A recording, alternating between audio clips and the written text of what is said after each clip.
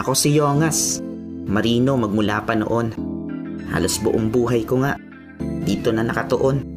Ito ang trabaho na bumuhay sa aking pamilya na dating kapos o hikahus lagi sa pera. Mga nilubyong nadaanan ko, di ko na nga mabilang. Alon na malagusali, parang normal na lang.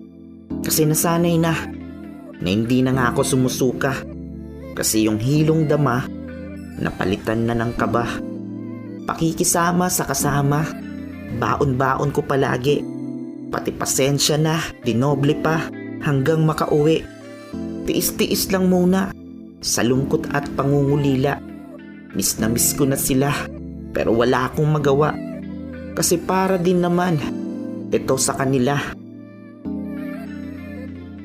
Yun lang laging nasa isip kahit ang sakit na. At hindi ko mapigilan kasi pumapatak ng kusa.